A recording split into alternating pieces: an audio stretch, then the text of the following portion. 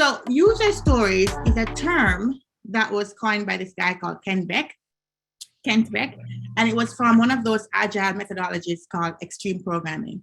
So extreme programming all of these methodologies came about kind of the same time, right? So in the late 80s and into the 90s, we really had a problem in the world of software. The problem was that we were handling software like projects. So there's a time and an end, there's a specific project team. And when the project was over, the team disbands. And God help you trying to find out why they made the decisions that they made, because everybody's all over the place. And then software projects were constantly coming in over budget, not within scope, just completely a mess, and never really fulfilled the purpose of which it was intended. Like the clients were not fulfilled. What they delivered was not what they thought at the beginning. And it was just hard to manage a software project. Not only that, but as you spend a year or so building the software, technology has passed you. And now you build something that's almost obsolete. So the challenges around software development gave rise to agile, right? So this is just a little precursor to agile before we get into user stories.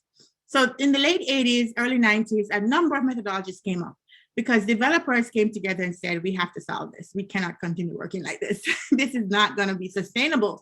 And they came up with a number of things. There was rope, there was extreme programming, there was a whole number of other things. By 2001, they all came together and came up with a manifesto. And the manifesto was just the guiding principles of what they will live by in order to build software in an agile way. And then the multiple methodologies, eventually one or two of them became very popular, which is Kanban and Scrum.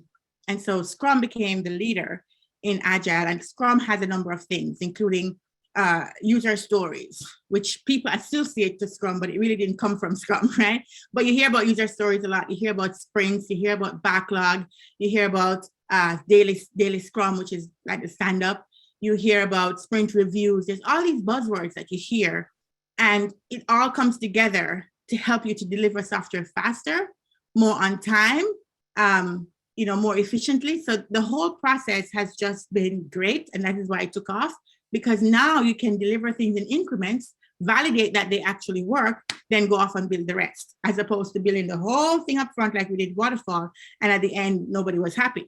So that's kind of where the whole agile process came from. And a part of that in the beginning was this methodology called extreme programming.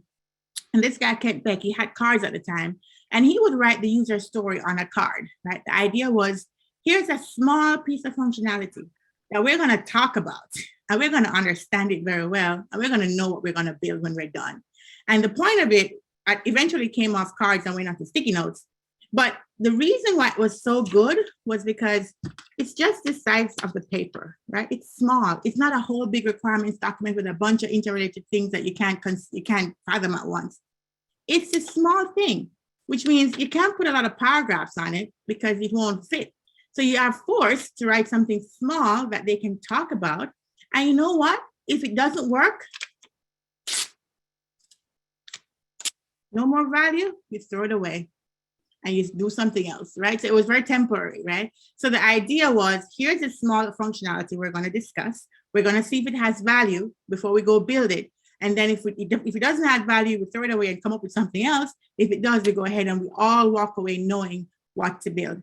The thing about user stories is that even though this talk is about writing user stories are really something you talk about. It's a discussion point. It's something to get the team to rally around and talk about it. Because once you talk about something, it leaves a mental picture in your brain.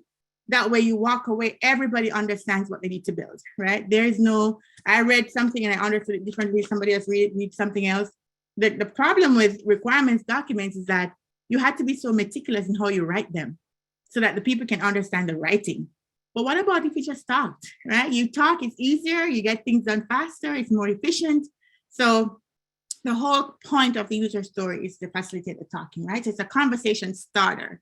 It's not you sit in your corner, write a user story, throw it over the wall, and you're done. If you're doing that, you're not doing agile. You're doing something else. You're doing a waterfall process using an agile tool, right? You're not supposed to be writing user stories and then handing it off and being done with it. That's not what it is. It's a conversation starter. All right, so what makes a good user story?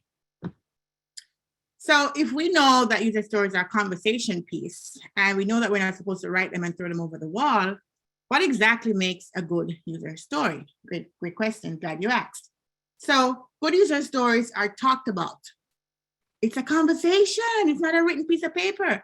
It's talked about, not written. Now, obviously, you're gonna write it at some point because you have to keep log of what you're doing or what you're building. So there is writing happening, but the writing is not your focus. And I can't stress this enough because I've seen so many people get hung up on writing user stories. What's the format? How do you put this story together?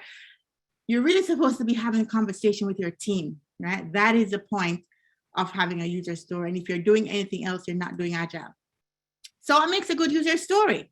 Well, a good user story is discussed with the team. Who is the team? So if you're in Agile Scrum, there's only 3 roles, right?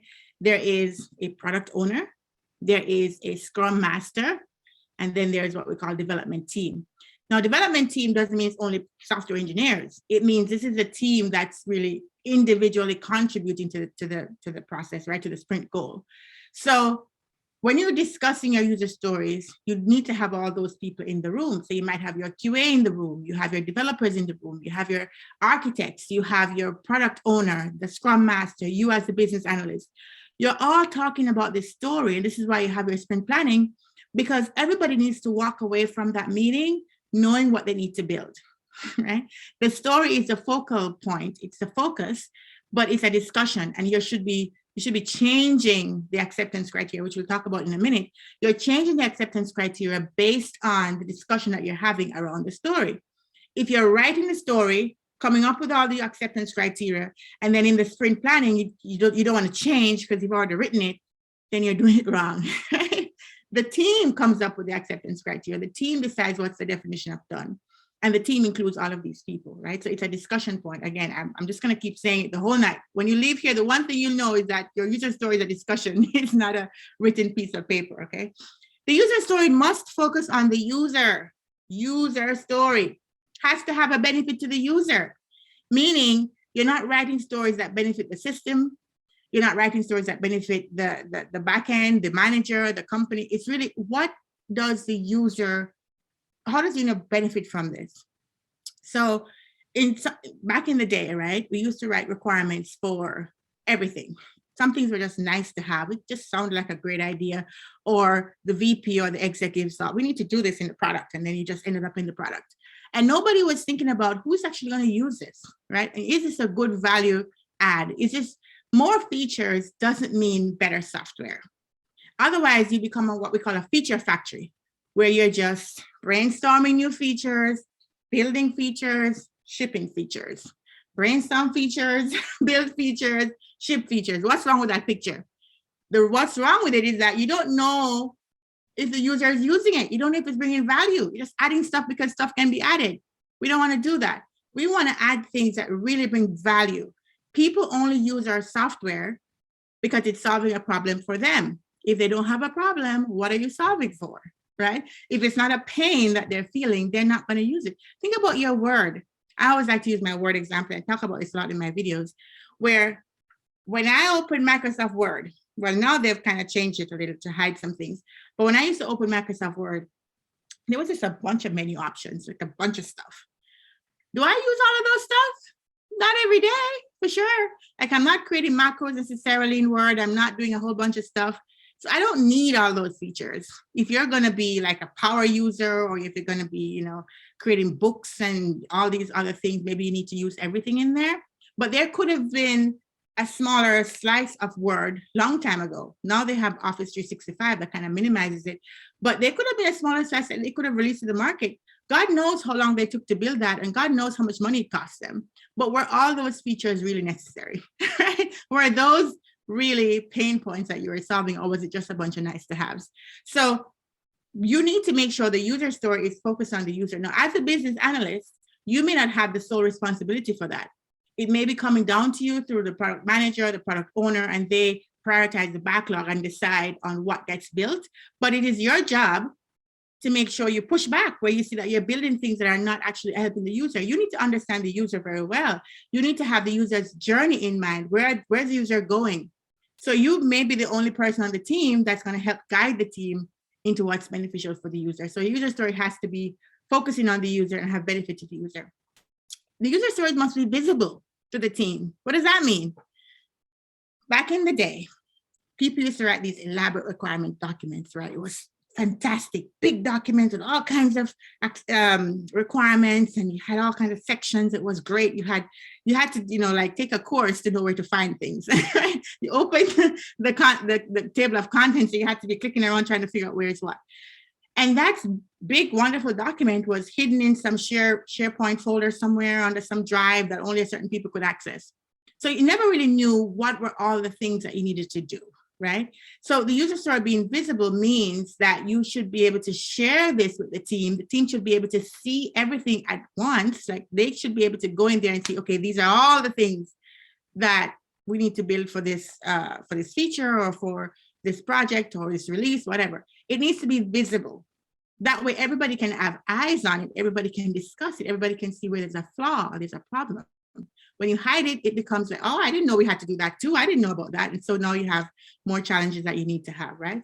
So user story must be visible. And that's why people like Jira, because now you can go in and see a whole backlog of things and you know exactly what the prioritizations are. So good user stories have acceptance criteria that's testable, right? So you write your acceptance criteria for the testing. This is your definition of done. It's also just how you confirm that the user story is accomplished. So you need to make sure the user story has testable acceptance criteria. If you're writing a story, for example, that is a backend story, just have API calls and it's just, there's no interface or anything like that. How do you test it? How do you confirm it's working? Well, they have to find a way to test it. Otherwise, it's not a good user story. Either they're going to create some temporary screen that shows the result, or it has to be demonstrable. You have to show it. You have to be able to test and see that it's working. You can't say, oh yeah, I believe the developer because you said it worked, right? The user story must be testable. So it must be short and concise. This is the reason why you have the sticky pad as representative of the user story, because it fits on this as a space, right? It's not a long, big epistle with paragraph upon paragraph. Nobody wants to read all that because you can't process all of that at once, right? So you're forced to make it small, make it short, make it concise, so that the developers can estimate it. They can think through it properly because it's not so convoluted. The user story focuses on the problem to solve, not the feature to build. Like I said before, you don't want to become a feature factory, just churning out features. That's not what you want to be. You want to be solving real world problems. So your user stories should be focusing on the problem that you're solving and not the functionality and the feature and how the system behaves. And you can get very tied down in because you're so focused on that, because that's your world every day. And you can easily lose sight of the customer who's consuming whatever you're putting out there. They don't have the background of the system. How is this helping them solve an everyday problem? How does your consumers, the people who are going to be using your software, actually work? What is your world like? And are you actually helping them? You got to focus on that. So if you don't find value in the user story anymore, please remove the user story from your backlog, right? Do not become a user story hoarder. What do I mean by this? I mean, I've seen backlogs that are like lists, like 3-4 years worth of work that's just there. Been there for a while, keeps going there. Nobody's prioritizing them. Nobody's paying attention to them because they probably haven't gotten to them. At some point, they were valuable at the time. And then something else became more prioritized over that, and it just kept falling lower and lower in the backlog, but nobody wants to remove it. People are very, very attached to user stories that they write. They're very attached to the fact that there was some work done in there. There's probably, designs in there. There's probably comments and stuff that they think is helpful. But if you're not gonna build the story, there's no need to have a user story in your backlog for years and years. It doesn't make any sense. So either you're going to delete it altogether, which people are very scared of deleting stuff, or you're going to move it to a different project that you're not looking at, or you're going to create a new status that says closed and get rid of it that way, or something like that. But remove things that you're not using, remove things that are no longer valuable, so you can focus on the things that are of value that you need to be working on, right? So those are what makes a good user story.